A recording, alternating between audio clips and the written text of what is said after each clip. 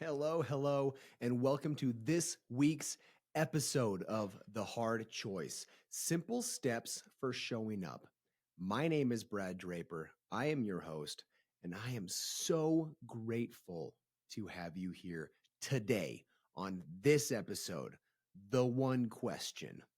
I love these episodes, and I love sharing my friends with you, to bring them into your world, to give their insight, their nuggets, their gold, because they are priceless. I am so grateful for my friends and their willingness to come on. Many of these guys don't normally do this kind of thing. They have their own podcasts. They speak on very large stages around the world, but they come here because they're a friend of mine. How cool is that? I guarantee you have friends like that in your world. I guarantee you have people that support you in your cause and all that you're about. Now, my friend today, his name is Shawn Finnegan. I met Shawn some time ago. I don't even know how long ago. It's been less than a year. And how we met was he friended me on Instagram. I had no idea who he was, but he started following me on Instagram. So I followed him back and just shot him a quick message saying, "Hey man, I appreciate the follow. Thank you. Who are you?" Well, I started quickly noticing Shawn was in most photos of the who's who in photos. He was always there. He's that guy in the background that connects everyone. He is one of the most connected people I know. He is also one of the most genuine people I know. So I shot him a message and said, "Hey, let's get together. When are you available?" He said, "Can you come down to my office?" And I shot down to his office and got halfway there, and I had another meeting on the way. And while I was at that meeting, he said, "Hey, change it up. Go to this location. I'm helping a friend." I quickly learned that is Shawn, helping a friend with an event. And I started noticing how many people were lining up to talk to Shawn. And I quickly gathered this is not just a regular dude. He is a man among men. He is amazing. I am so grateful to bring him along. A little bit about Shawn. His Instagram, if you ever go to it, Shawn Finnegan, at Shawn Finnegan, he'll talk about that. It says he's the director of human relationships. That is nothing short from the truth. He is super connected in every facet. He's a business owner in multiple businesses. He's an investor. He is very well off in many facets of life, but he is also one of the most genuine, humble men you will ever meet. I am grateful to bring him to you today on The One Question. So, without further ado, let's bring on my man, Shawn. We have Shawn Finnegan on The Hard Choice. Simple steps for showing up. The One Question, dude. We're in his studio. This is the first time. If you're watching the YouTube, we actually lost the video, the audio. We're all excited. We lost everything. We did. And it made it possible to be in your studio and recording and figuring things out, pivoting. Yes. And just moving with the flow. I freaking love it. I love it too. I already did the intro for Shawn, and you're going to hear his love. I promise you, you will feel and understand what I talk about. I'm going to move this mic out of my face. How much he truly just loves. I'm dropping stuff. You're going to feel that. So the question, Shawn, I have for you is, how has networking influenced and impacted your life? First of all, Brad, one of the things I love about Brad is, and you all feel that too, is he's a real dude. He's a real person. I think you wake up every day, you're like, how do I provide value for people? And that shows in your content. You're just like, how do I help entrepreneurs? You wake up, you film all this great content, and you just give. And everyone I've talked to that's around you, surrounded by you, they all feel like you're the real person they can go to, they can ask. You have a lot of close friends that really confide in you hard things. And it's because you're real and you're a genuine person and you're very authentic. So I appreciate you very much. Thank you. Okay. So the question is how is networking impacted and why, right? Yep. So I'll tell you my whole purpose and my whole reason behind networking and engaging and connecting with others. So I started my first business in 2009. If you know anything about 2008, 2009, probably in the history, it was like at some point someone should have like stopped me because I had this idea of starting a business, probably in one of the worst times in our history. It was a bad recession. Literally foreclosures were all-time highs. The water cooler talk was like, I'm losing my home. I mean, it was bad. Every 30 minutes, there was some news article coming out that the sky was falling and things were falling apart. And here I am at this time. I'm like, hey, I want to go start a business. And it's my first real business I'm starting. And I'm excited. At the time, I had no money. I was raised by a father who was a bookstore manager. So it wasn't like I had family money in any way, shape, or form. If I wanted to actually make some allowance, I wasn't going to go to my bookstore manager dad with 5 kids and say, hey, can you give me money, Pops? Yeah. So we collected cans. We did all these part-time jobs. I shoveled walks. I did all these things to help earn money to grow when I was growing up. So here it is, 2009. I don't have an office. And so I go to a hoagie place with a couple of other partners.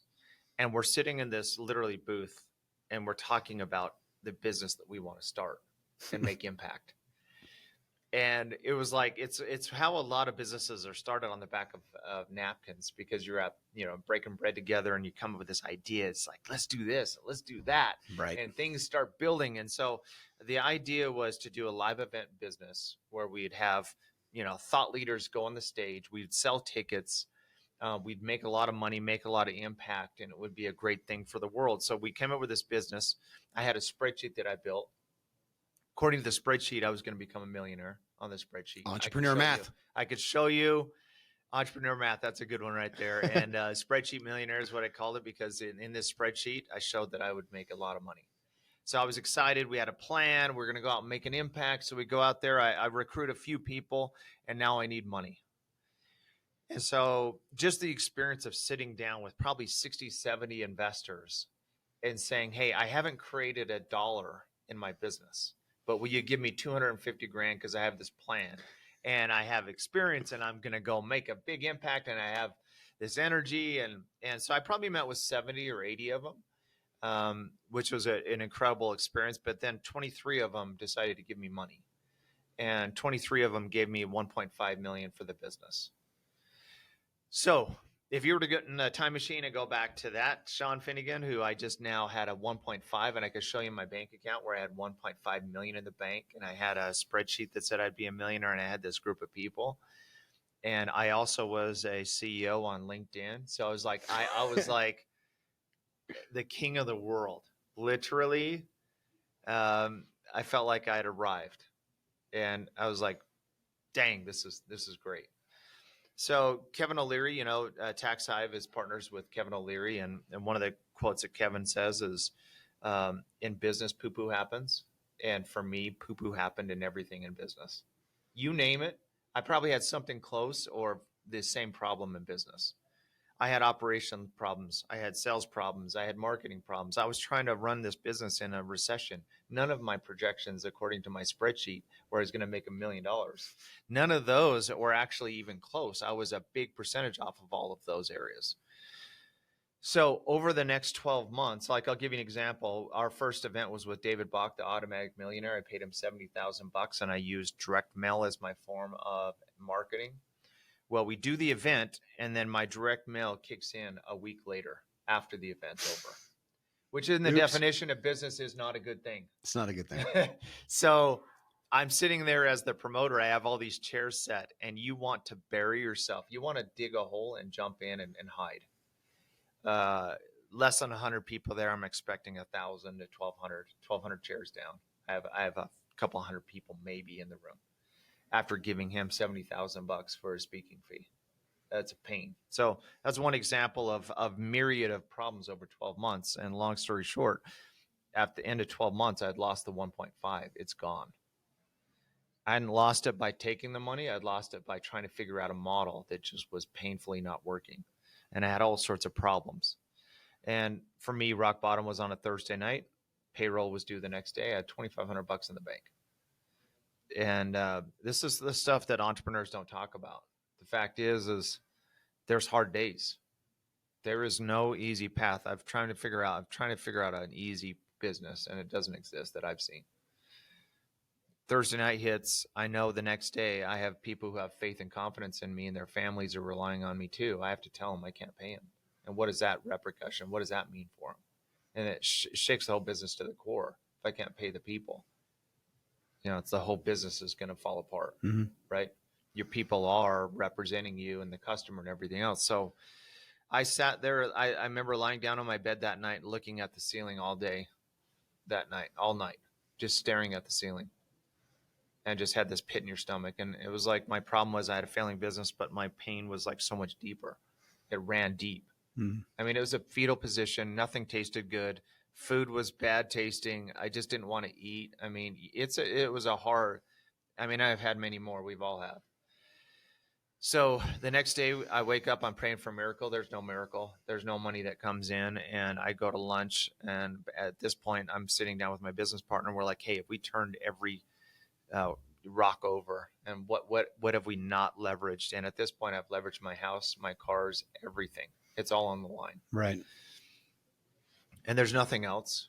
And I'm sitting there at lunch, and I get a phone call from my controller, and she says, hey, Shawn, I just want to let you know, I was digging into the petty cash, and I found the safe, and I found $2,000 or something in that range. What do you want me to do with it? And I was like, hang on to the money. And I screeched my tires. I drove back to the office. I went and got the $2,000 in cash. I went over to Zion's Bank. I went into the teller, and I handed the teller the money. And we had just enough to make payroll by $1,000 or so. And I remember physically cutting those checks. And for whatever reason, it stuck in my mind, the brown color of checks and the dots and the browns on the side and everything else. I remember that's frozen into my memory. And I wrote down the individual names, and I took those checks, and I went back to the office, and I handed each individual the check, and I made payroll by that much. And for me, I always ask entrepreneurs, what's a greater motivator, the pain or the success? And for me personally, and my belief is it's the pain that motivates you. And for me, that pain was so physical and mental that I was very motivated entrepreneur. And Friday afternoon that day, I said, I'm going to do two things, and I've got to change. Number one, I have to actually get salespeople in here. A lot of people that follow you and your friends are great salespeople. There's great salespeople out there that can bring in revenue in, and they get a bad rap. There's bad operations people. There's bad salespeople. There's bad everyone, but there's also incredible salespeople that give you the clients that you have an incredible experience, and they move forward. And I called some of my friends I knew that were great salespeople, and I said, hey, can you come in and help me? And they're like, hey, when do you want me to start? 2 weeks, 3 weeks? And I was like, can you come Monday? And a couple of them, like 4 of them said, yeah, I'll be there for you. They knew I needed it. Need help. Yes. So I was willing to ask for help. They were there on Monday. Our first sale was on Wednesday. It was $4,000, and it felt like the angels descended from heaven. It was like this aha moment because we just made payroll again that Friday and extended our business, and we got some momentum from that. So that's number one. Number two is, as I said, I'm a horrible networker. I realized that I have to take ownership, extreme ownership, and I have to understand that I failed on my own, and I cannot do it by myself on an island. I was so in my lane with crocodiles up to my knees. Even if friends that could have helped me reached out to me, I just put them off. Because I said, no, I'm operating this business. I can't get out of this lane. I got to fix these things. And then maybe we could do that.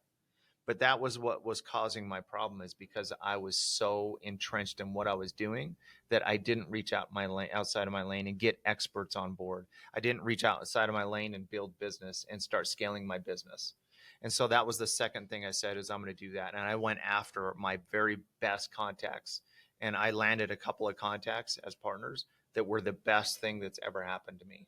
They had incredible relationships. They had resources I could access to. They brought all those aboard, and we were able to go on a crazy run only because of networking and engaging with people. So that's my deep love for engagement and networking and doing that stuff as I've seen businesses scale. So we were able to pay off all the initial investors back plus interest.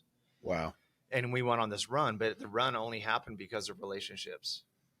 So ever since then, I'm going to be uncomfortable, being comfortable being uncomfortable, and I'm going to go to these things. And we just were in one this morning. Yep. Literally, we have Demi here who was with us. We just had the other 15, side of this wall. On the other side of this wall, 15 people at 7:30 in the morning. You drove down an hour plus. Hour 40 in the snow. An hour 40. He was on time, and I wasn't on time, by the way, but he was an hour 40 to be there. That shows you the value we put on these things. So you as an entrepreneur, if you're considering, hey, I don't know if I can do this thing, get out of that lane and start building relationships, and you'll see your business grow. Absolutely. Wow. That is an answer that's unexpected in a large capacity. And it's so real and so true. And I'm grateful for your time. I'm grateful for your space and for your hospitality and your love. Shawn is like a brother to me, and we have a fairly new relationship, but I very much so, at least for me, feel that our relationship is eons beyond the physical. Amen to that, brother. And I'm grateful for you. Where can they find you? So I'm all over social media. So I do the posting thing. So you can find me, Shawn Finnegan. And I want to double my network this year is my goal. So you're part of that network. So reach out to me on LinkedIn, whatever, DM me. I'd love to engage with you. Then they'll be on the show notes. Thank you guys. Till next week. Love you. Bye. Oh my goodness. Was that not amazing in every capacity? I love Shawn. I hope you have felt how much he just loves people. He truly does. When he walks into a room, he is nothing but an abundance of love and prosperity and joy. I hope you felt that as you listened to him speak and his amazing story. I didn't even know that story about when he started a business, his production company. As for me and networking, I started really networking. I made it my job early 2020. Imagine that. We're in COVID, and that's when I started doing this. It's actually maybe 2019. Never mind. I take that back. 2019, 1 year before COVID, I started this, and I started it by hosting $100 dinners. What that is you just send out and invite a bunch of people to come to a restaurant, and everybody tip $100. The goal is to clear $1,000 in a tip. And it was such a cool experience to host that and to share that experience with so many high-level people. That's really where I got it all started, and going to as many events as I possibly could, simply to meet people. Because if I met people, then I can share my network, right? If somebody had a problem, I can connect them with this person. I could be a resource. When somebody had a trial, I can be a problem solver for them by connecting people. And I found so much value and impact in that. And I truly love helping others. So for me, networking is everything. I go to as many events as humanly possible simply to show up, to have conversations, to meet new people. I went to an event this last week, and I sat down at the table as a breakfast event. And I sat down, ate my food, but I spoke with a whole bunch of people I didn't know before. And I was sitting at the table, and I saw a circle of men that I wanted to meet. I didn't know really any of them. So I told the people I was with I was going to go, because I already knew the table. So I was going to go and stand in the circle with those men and get to know them and then add value. I tend to view relationships as very transactional. Me giving everything I have of myself to them and expecting nothing in return. Transactional, one way. If they reciprocate, awesome, but it's not expected. And I go into a relationship with that in mind. How can I add value to you? I do not expect you to add value to me. Now, ultimately, value does reciprocate because the law of reciprocity is in effect. However, it holds true. When you go to a relationship expecting to give everything of yourself and nothing in return, you in turn very often will receive everything. That's not why you do it, but it happens because it's, like I said, the law of reciprocity. I encourage you and plead with you to get out, go to events, network, get out of your own little world and your own little bubble and start talking. It is the lifeblood. If you want to go fast, go alone. If you want to go far, go with a group. Better yet, go with your friends and increase those whom you call friends. It is not about how many people you know. It really isn't. It's about how many people know you. I want you to really think about that statement. It is not about how many people you know. It's about how many people know you. I encourage you to get out and allow more people to know you because you are special. You have a special ability to solve unique problems. That's why you're here in this world. Now get out, find those people, and solve those problems and make an impact. I love you guys. I'm grateful for you and for this episode and for Shawn. He is such a gem of a human in every capacity, and I'm grateful to call him a brother of mine. Reach out to him. As he said, you are now in his network. Reach out, message him, say hi, and get to know him. You will be better because of it. Share this with your friends and family. It is the only way this grows. You can find me on all social media platforms, Mr. Brad Draper. Like this thing, subscribe to it, download it for future listenings. Until next week, I love you guys. Bye.